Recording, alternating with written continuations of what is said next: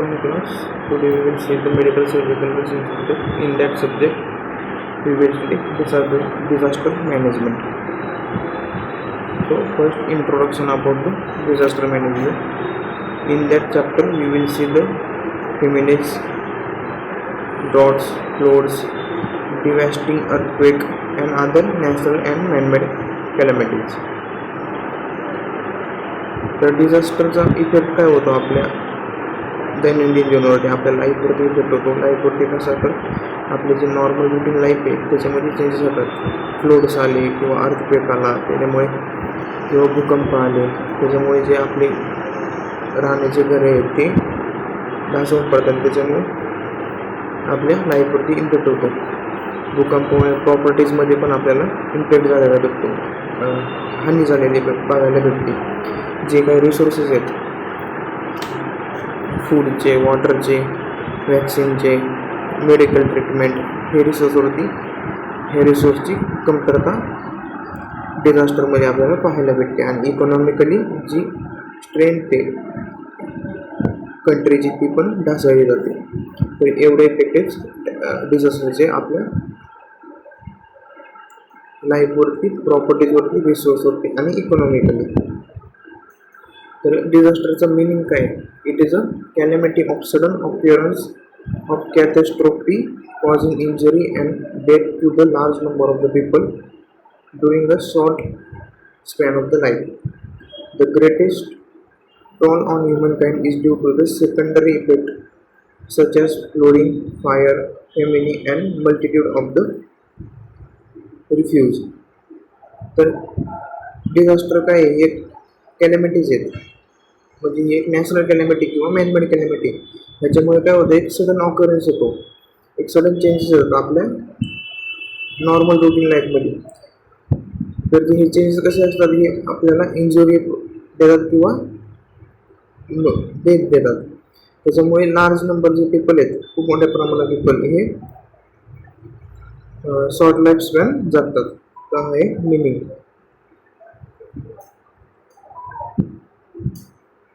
तर नेक्स्ट आहे डेफिनेशन.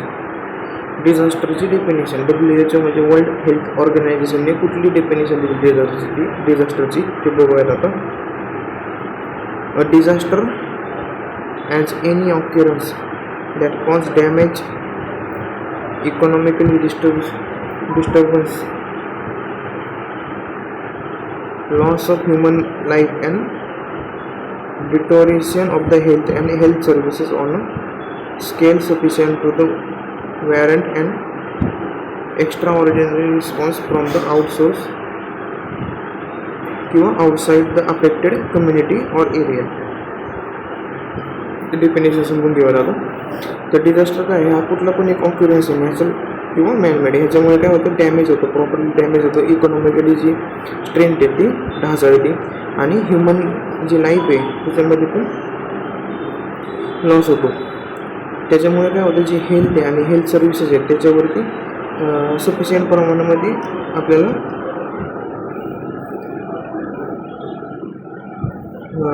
जे रिसोर्स आहेत ते अवेलेबल होत नाहीत.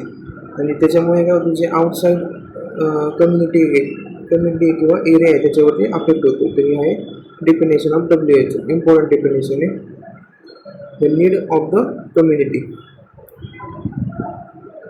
तर याच्यात काय काय बघणार आहे आपण? Types of disasters, resources of the community, degree of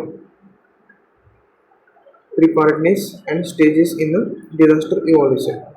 तरी पहिले टाईप्स ऑफ द डिझास्टर. याचे दोन टाईप्स आहेत, नॅचरल आणि मॅनमेड.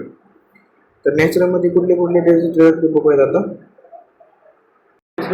डिझास्टरमध्ये येतात अर्थक्वेक, फ्लोड्स, व्हॉल्कॅनो इरप्शन,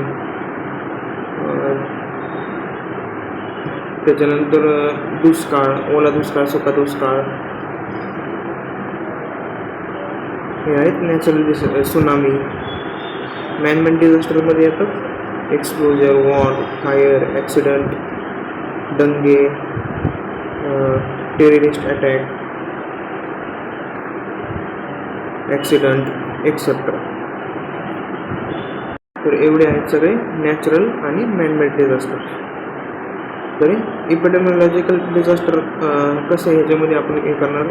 इपिडेमिओलॉजीमध्ये आपण एजंट, होस्ट आणि एन्व्हायरमेंट या 3 कॅटेगरीमध्ये आपण त्याला डिवाईड करू. तर डिझास्टर एजंट कोणते कोणते ते बघायचं आता.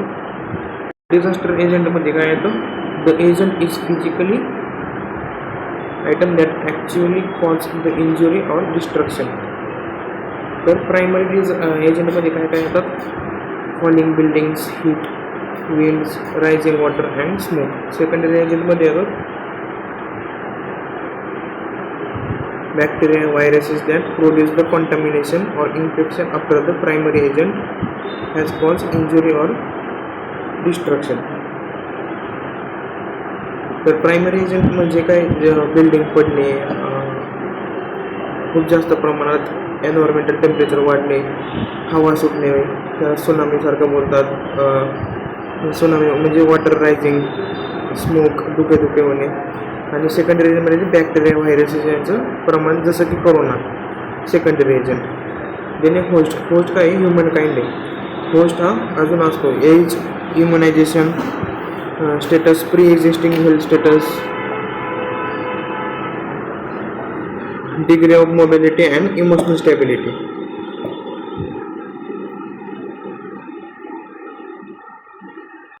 होस्ट. देणे environment. Environment factor affect the outcome of disaster including physical, chemical, biological and social factor. Environmental factor मध्ये काय काय असतात, times, weather condition, availability of food, water and electricity and telephone services. तर हे सगळे एन्व्हायरमेंटल फॅक्टर्स आहेत डिझास्टरचे. Leakage of chemical in to the air. काही जे केमिकल इंडस्ट्रीज आहेत त्याच्यामध्ये लिकेज झाले नाही, ते जे केमिकल ते एअरमध्ये होतं आणि एअर पोल्युशन होतं. ग्राउंड वॉटर जर लिकेज झालं, फूड सप्लाय जर बॅन झाला,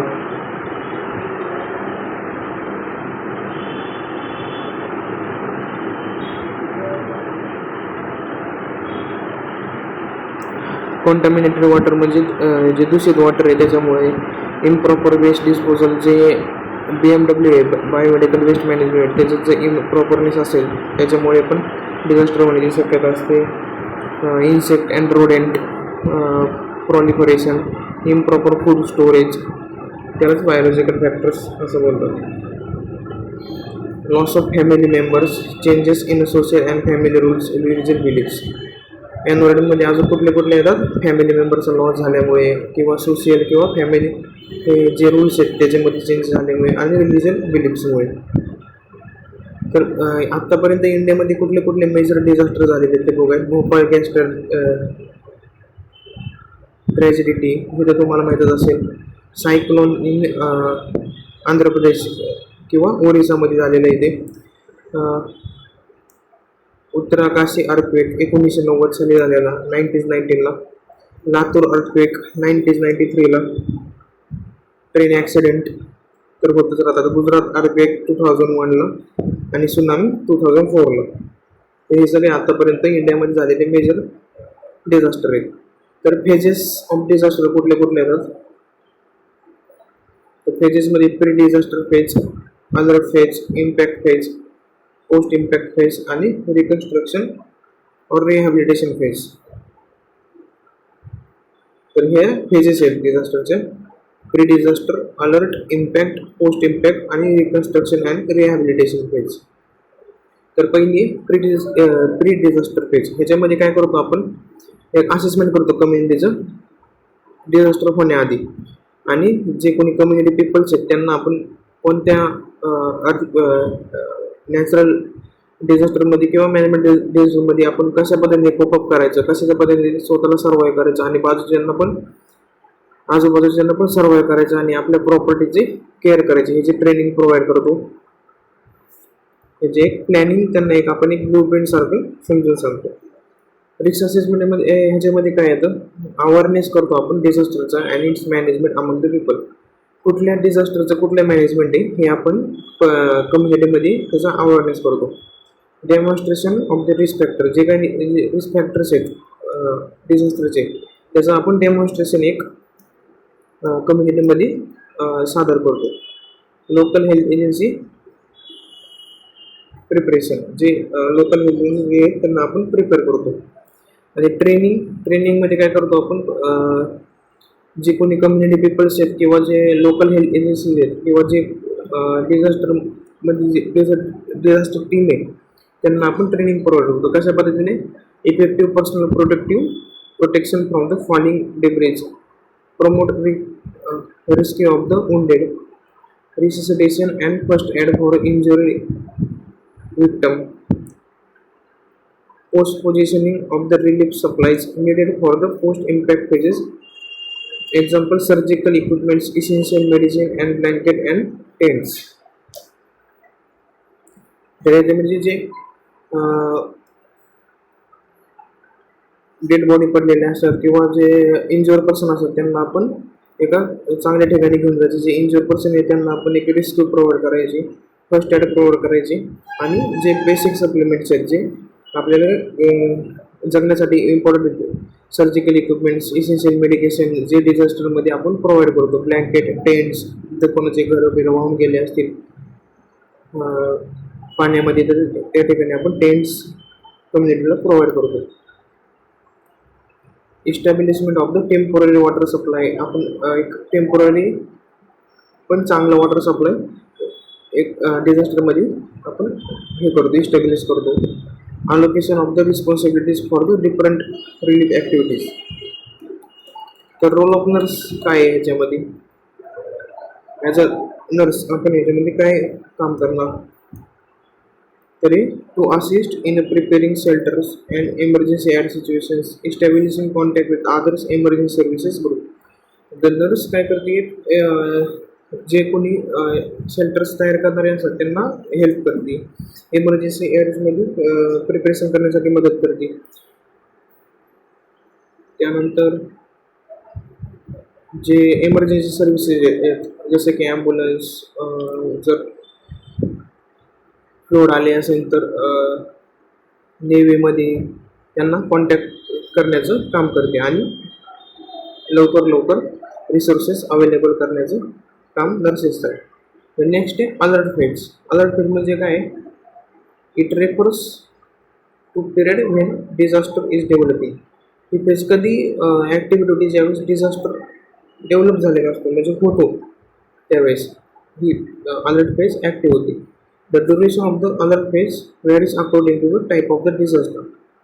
जे अलर्ट फेजचा ड्युरेशन आहे हा फिक्स नसतो, हा डिझास्टरच्या ड्युरेशनवरती अवलंबून असतो. त्याने इम्पॅक्ट फेज म्हणजे काय? It occurs when disaster actually happen. ज्यावेळेस डिझास्टर हा ॲक्च्युअली घडत असतो त्यावेळेस इम्पॅक्ट फेज ही ॲक्टिव्ह होते. It is a time of enduring the hardship और injury and of trying to survive. ह्याच्यामध्ये काय करतो आपण? एक हार्ड वर्क करतो. इंजुरी झालेली असेल कोणाला तर त्याच्यापासून वाचवतो आणि एक रेस्क्यू म्हणून एक काम करायचं ह्याच्यामध्ये इम्पॅक्ट फेजमध्ये. This phase must provide for preliminary assessment of the nature, extend and geographical area of the disaster. ह्या फेजमध्ये आपण काय प्रोव्हाइड करतो? मोस्टली प्रिलिमिनरी असेसमेंट करतो नेचरचं, त्याच्यानंतर एक्सटेंड काय झालेलं आहे ते बघतो आणि जिओग्राफिक एरिया किती डॅमेज झालेलं आहे ते आपण असेस करतो इम्पॅक्ट फेजमध्ये.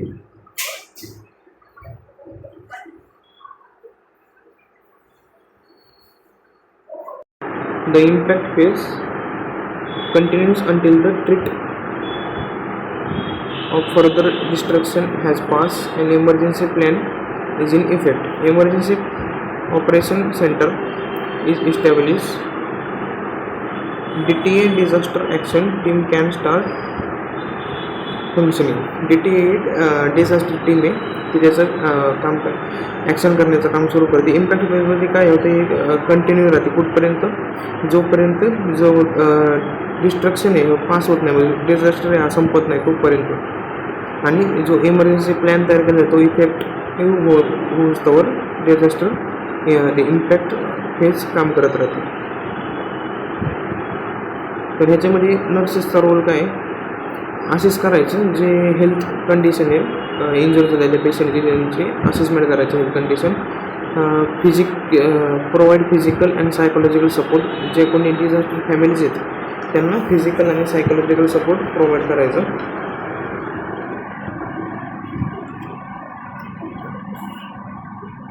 जे ट्रायझिंग मॅनेजमेंट आहे ते करायचं. रेड, ग्रीन, ऑरेंज आणि ब्लॅक यामध्ये ट्रायझिंग मॅनेजमेंट करायचं. Morguing facilities and coordination of the all activities. ज्या अदर ॲक्टिव्हिटीज बरोबर कोऑर्डिनेशन करण्याचं काम नर्स असतं. देन नेक्स्ट आहे पोस्ट इम्पॅक्ट फेज. तर पोस्ट इम्पॅक्ट फेज म्हणजे काय? This phase may vary between the few days to several months. ही फेज कधी ॲक्टिव्ह होती? डिझास्टरच्या काही दिवसांमध्ये आणि ती चालते काही महिन्यांपर्यंत. The victims undergo 4 stages of the emotional responses. या स्टेजमध्ये काय होतं? जे विक्टम्स आहेत, जे डिझास्टर फॅमिलीज आहेत ते एक इमोशनली अनस्टेबल होतात आणि त्या 4 स्टेजमधून पासआउट होतात. तर त्या स्टेजेस कुठले होते? Denial, strong emotional response, acceptance and recovery. एक बघूया. डिनाईल. डाबडा तुम्ही बघितलं असेल, डाबडा मॉडेल. डिनाईल, अँगर, बार्गेनिंग, ॲक्सेप्टन्स. त्याच्यामधलंच डिनाईल. डिनाईल म्हणजे काय?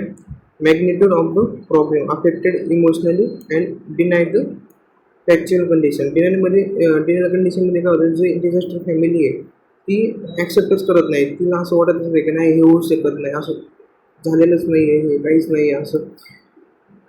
ते फॅक्च्युअल कंडिशनमध्ये नसते, ते डिनाय करते त्या गोष्टींना, म्हणजे नको असं करते. Then strong emotional response. Awareness of the problem. ह्याच्यामध्ये काय करायचं? आपण जो प्रॉब्लेम आहे त्याला अवेअरनेस करायचं. रिॲक्शन्स आहेत जसे की trembling, tightening of the muscles, sweating, speaking difficulty, weeping, restlessness, sadness, अँगर अँड पॅसिव्हिटी. ह्या सगळ्या रिॲक्शन्सला आपण ॲज अ नर्स कंट्रोलमध्ये ठेवायचं पेशंटच्या. Then acceptance. ॲक्सेप्टन्समध्ये जी कोणी डिझास्टर फॅमिली आहे ती डिनाईल होती पहिल्यांदी, नाही असं होणारच नाही, हे शक्यच नाही. देन मग अँगर होती, राग येतो, आमच्याचबद्दल असं का झालं, आमच्याच वेळेस असं का झालं, आत्ताच आमचं चांगलं झालं होतं. देन बार्गेनिंगमध्ये ते गॉडकडं बार्गेनिंग करतात किंवा गव्हर्नमेंटकडे बार्गेनिंग करतात की सगळं ठीक करा, मी असं करेल ठीक झालं तर, असं करेल ठीक झालं तर आम्ही तसं करू. डिनाईल, अँगर. देन डिस्प्लेसमेंट आणि ॲक्सेप्टन्स. ॲक्सेप्टन्समध्ये काय होतं? जी डिझास्टर फॅमिली आहे ती ॲक्सेप्ट करते त्या कंडिशनला की आता झाले, जे झालं ते झालं असं पद्धतीनं. Begins to accept the problems, feel more hopeful and confident, specially action to help self and their families. Then recovery फेजमध्ये काय होतं? बॅक टू द नॉर्मल येण्याचे जे डिझास्टर फॅमिली त्या प्रयत्न करत राहतात. जे रुटीनमध्ये चेंजेस झालेले आहेत ते नॉर्मल रुटीन फॉलो करायचा प्रयत्न करतात. सेन्स ऑफ वेलबिंग आणि realistic memory of the experience. तरी हे सगळं होतं. देन नेक्स्ट आहे phases of disaster management. Mitigation, preparedness, response and recovery. तर प्री डिझास्टर रिडक्शन स्टेजेस कुठले आहेत? प्रिपार्डनेस, नंतर डिझास्टर होतो, नंतर रिस्पॉन्स झाल्यानंतर रिलीफ नंतर रिकव्हरी झाल्यानंतर मिटिगेशन. तर हे आहेत रिस्पॉन्स स्टेजेस आहेत ह्या डिझास्टरच्या, हे आपण पाहिलेले आहेत. तर कन्सेप्ट ऑफ ट्रायज. डिझास्टरमध्ये कुठली ट्राय सिस्टम आपण यूज करतो? Assessment of the casualty. जे कॅज्युअलिटीज आहेत त्याचं असेसमेंट करायचं. केसेसवरती आणि त्याच्या ट्रीटमेंटवरती आपण प्रायोरिटीज सेट करतो आणि त्याच्यानुसार पेशंटला त्या कलर कोडमध्ये आपण डिवाईड करतो. Evacuation of the casualties. तर कॅटेगरी 1, कॅटेगरी 2, कॅटेगरी 3. तर कॅटेगरी 1मध्ये इमिडिएट ट्रीटमेंट आपण प्रोव्हाइड करतो. कॅटेगरी 2मध्ये डिले ट्रीटमेंट. इमिडिएट ट्रीटमेंटमध्ये जसं कसं कोणाला रेस्पिरेटरी प्रॉब्लेम किंवा हार्ट अटॅक आला असेल, CPR द्यायचा असेल किंवा जास्त बंद झालेला असेल त्या कंडिशनमध्ये इमिडिएट ट्रीटमेंट. आणि डिले ट्रीटमेंटमध्ये नॉर्मल कट, फ्रॅक्चर, ब्लिडिंग होत असेल त्या कंडिशनला डिले ट्रीटमेंट आपण प्रोव्हाइड करतो. थर्ड कॅटेगरीमध्ये येतो मिनिमल ट्रीटमेंट, म्हणजे खरचटलंय, स्क्रॅचेस झालेत किंवा मार लागला आहे, मुक्का मार, त्या कंडिशनमध्ये आपण मिनिमल ट्रीटमेंट कॅटेगरी 3मध्ये प्रोव्हाइड करतो. तर कॅटेगरी 1 आहे ते रेड कलर असतो त्याचा इंडिकेट केलेला. तर याच्यामध्ये कुठले कंडिशन येतात, severe bleeding cases, obstruction of the respiratory tract, pneumothorax, hemothorax, hypovolemic shock, severe injury to extremities, patient burns or burn to respiratory tract. तर हे येतात रेड कॅटेगरीमध्ये. देन येलो कॅटेगरीमध्ये काय येतात, म्हणजे डिले ट्रीटमेंटमध्ये काय येतात, no longer active danger signs, fracture, dislocation, injury to abdomen or throat, injury to urinogenital tract, and second degree burn or third degree burn. Then next आहे green, slightly wounded, minor wounded, fracture of the small bone and sprains. हे सगळे disease condition येतात green कॅटेगरीमध्ये. Category 4मध्ये येतं जे कोण death झालेले आहेत 9% पेशंट, हे आपण कॅटेगरी 4मध्ये तेच ब्लॅक कोडने आपण इंडिकेट करतो, injury and no chance to the survive. आणि अशा पेशंटला आपण त्या ठिकाणी ब्लॅक कॅटेगरीमध्ये टाकतो, जे पेशंटला ट्रीटमेंट देऊन पण ते कुठलाच चान्स नाही सर्वाइव्ह करायचा. तर हे सगळं होतं तुमचं disaster management, emergency and disaster management of the nursing. त्याच्यामध्ये natural calamities, manmade disaster, community participation, जे आपण फेजेस बघितले, रिस्पॉन्स स्टेजेस आणि role of the nurse in disaster management, important questions आहे. थँक्यू.